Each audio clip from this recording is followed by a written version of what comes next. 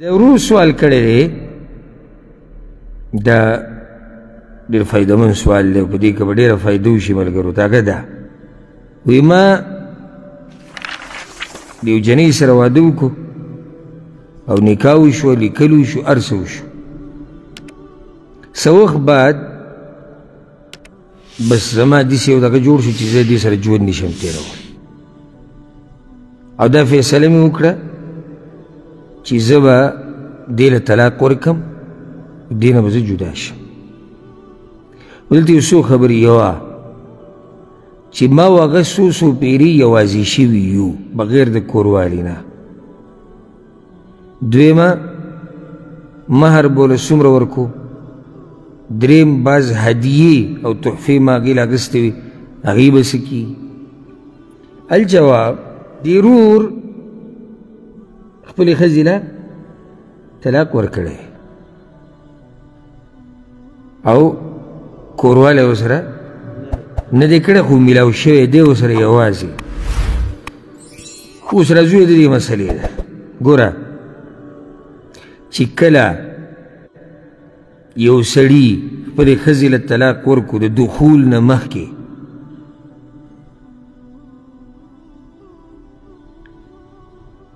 او ده ورسره خلوت کړی. خلوت څه ته وایي؟ میلاو شوی ورسره دخول، خو به دخول نه مخکې نو سړي ښځې سره لا کوروالی نه دی کړی، خو میلاو شوی دی ورسره. داسې حال کې چې صرف دا دواړه دي، څوک یې نه ییني، نه یې سړی ییني، نه یې ښځه ییني، او نه یې هوښیار ماشوم ییني، او چې ییني نو څوک ییني؟ الله ییني. صحیح شو؟ او ده دا ښځه طلاق کړه، نو دی به پوره مهر ورکوي که نه؟ نه، دی به مهر څومره ورکوي؟ پوره مهر به ورکوي. ولې به پوره ورکوي؟ نه نه نه، تاسو په دې مسله به سره پوه دی. میلاو شوي دي یوازې. که چېرته میلاو شوی نه وي یوازې، بیا نیم مهر به هغه به دې زنانه له ورکوي. او که چېرته میلاو شوی ورسره، میلاوېدو دا مطلب نه یې کوروالی، میلاو شوی یعنې یوازې شوی ورسره، نو بیا به د دې زنانه هغه مهر ټول هغې ته پرېږدي.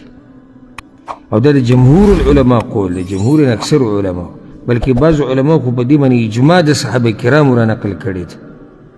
او خلفای راشدینو باره کې یو روایت ته امام احمد او امام اثرم راوړی دی، څلور خلفای راشدین چې دي، چې هغوی دا خبره کړې ده، من اغلق بابا او ارخى سترا فقد وجب المهر. چا چې دروازه بنده کړه او یې پرده راواچوله، نو مهر به پوره ورکوي. چا چې دروازه بنده کړه یې پرده راواچوله، مهر به پوره ورکوي. ولې؟ تاسو بیا وایئ میلاو شو، یو ځای شو په داسې ځای کې چې څوک یې نه ییني. دې مطلب ګورئ کوروالی نه دی، ګورئ لازم نه چې دوی کوروالی کړی ده. او ځکه تاسو ته دا وایم، د علماو ته په دې نظر مه ګورئ چې دوی سره لږ څه په سینه کې پراته دي. اوس دا مسله ته اوس د بعض ملګرو دا ذهن پکې هسې تاویږي راتاویږي، دا څه قصه ده؟ او چې به خبر وشي یاره بس دوه ټکي سړی ووایي بیا به کورسۍ کښېني.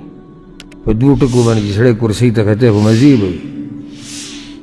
وایي که دغه د فیسبوکي مولیان راته وایي یا دغه ټیک ټاک والے نه، خو صحیح ده، او کمره کې ځان ته موبایل ولګوه او شروع وکړه، او چې څه دي په زړه کې راځي، حضرت ربانیین علما وایم الله والا، او چې علم یې کړی ګران کار دی، خو هغوی ته الله اسان کړی ځکه چې محنت یې کړی. او دا اسانه مسله موږ ته نه وو خبره.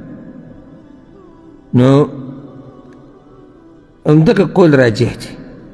اوس یو سړی دا ووایي، لکه چا په زړه کې دا اشکال راتلی شي چې دا مهر خو د دې دپاره یي چې سړی د ښځې نه خوند والي. صحیح ده که نه؟ دلته خو دې سړي د ښځې نه مزه نه ده اخیستی، یعنې کوروالی ورسره نه دی کړی. دا نیم مهر خو چې ورکوي دا خو صحیح شو، ځکه چې هغه د ده په نوم شو او دوه پرېښوده، نو د هغې عوض دا شو چې نیم مهر هغې ته څه شو؟ پاتې شو خو ده خو کوروالی هم نه دی کړی چې کوروالی یې کړی او د هغه په نوم شو او پرېښود نو خو زنانه حقدار دی چې پوره مهر والي ځکه چې خاوند ترې مزې هم واخیستې او د هغه په نوم شوه او بیا یې پرېښوده نو صحیح شو هغه مهر دی پوره شو خو دې ولې پوره مهر رسي امام احمد بن حنبل رحمه الله یو دا کنه یو داسې قول را نقل کېږي هغه دا وایي ځکه چې د ده دپاره یا د ځان دپاره حلال ګرځولي و هغه سره دې ښځې نه چې د بل چا دپاره حلال نه و لکه کله چې دا هلک او جنۍ جدا شو لکه دا ورور وایي زه سره څو ځایونو کې یوازې شوی یم که دې ټیم کې ده لاس وروړی شو که نه وروړی شو کوروالی ورسره هم کولی ځکه چې ده ښځه وه ده ورته کتلي هم دي ده ورسره ګپ شپ هم لګولی دا د بل چا دپاره جایز دي نه دي نو ده خو بیا مزه اخیستی نو دی به اوس پوره مهر واپس ورکوي د ښځې له کم مهر چې د ښځې له ورکړی که هغه اخیستی به واپس پوره ورکوي که د هغې سرې هغې ته پاتې دویم یې ما وله هدیې راوړي دي ګوره شریعت دې نه منع کړې ده اصل دا دی چې هدیې کې واپسي کول دا حرام دی ځکه یو حدیث کې راځي چې څوک چاله څه شی ورکړي او بیا پکې واپس کېږي لکه سپی چې الټۍ وکړي او بیا پکې جبه وایي نو چې سړی ښځې له تحفه ورکړي په هغه ورځو کې په کومو ورځو کې چې ورسره روغ و او بیا ورته څه وایي بیا راکوي زما هغه تحفې خو د هغه وخت خبره وه وشو ته به ورسره بیا حسابونه کې او طلاق خو ستا په لاس کې او د هغې په لاس کې خو نه و تحفې تا ورکړي دي خو طلاق هم تا ورکړی یې که نه اوس کله حدیث یې ویلی وی بیا هم یو هسې یو سوال و چې ما ورله دومره تحفې ورکړي دي او هغې زه طلاق کړم